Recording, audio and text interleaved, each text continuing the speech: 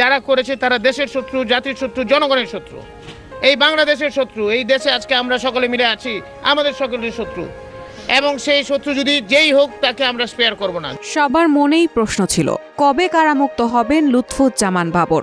এবার সেই সব প্রশ্ন, সব ধোঁয়াশার স্বচ্ছ জবাব হয়ে দীর্ঘ প্রায় ১৭ বছর কারাবাসের পর সব মামলায় খালাস পেয়ে সাবেক এই স্বরাষ্ট্র প্রতিমন্ত্রী লুৎফুজ্জামান বাবর আজ মুক্তি পেলেন। গত মঙ্গলবার চট্টগ্রামে আলোচিত ১০ ট্রাক অস্ত্র চোরাচালানের ঘটনায় অস্ত্র আইনে করা পৃথক মামলায় যাবজ্জীবন কারাদণ্ডের দায় থেকে খালাস পেয়েছেন লুৎফুজ্জামান বাবর। বিচারপতি মুস্তফা জামান ইসলাম ও বিচারপতি নাসরিন আক্তারের সমন্বয়ে গঠিত হাইকোর্ট বেঞ্চ এই রায় ঘোষণা করে। এই রায়ের মাধ্যমে বাবর তার বিরুদ্ধে করা সব মামলা থেকে খালাস পান। ২০০৭ সালের ২৮ মে আটক হন লুৎফুজ্জামান বাবর। এরপর বিভিন্ন মামলায় তার দণ্ড হয়। এর মধ্যে ২টি মামলায় তার মৃত্যুদণ্ডাদেশ হয় এবং একটিতে দেওয়া হয় যাবজ্জীবন কারাদণ্ড। তবে গত বছরের ৫ আগস্ট ছাত্র জনতার অভ্যুত্থানে আওয়ামী লীগ সরকার পতন হওয়ার পর এসব মামলার আপিল শুনানি শেষে একে একে খালাস পান বাবর। এর মধ্যে গত ২৩ অক্টোবর দুর্নীতির মামলায় ৮ বছরের দণ্ড থেকে এবং ১ ডিসেম্বর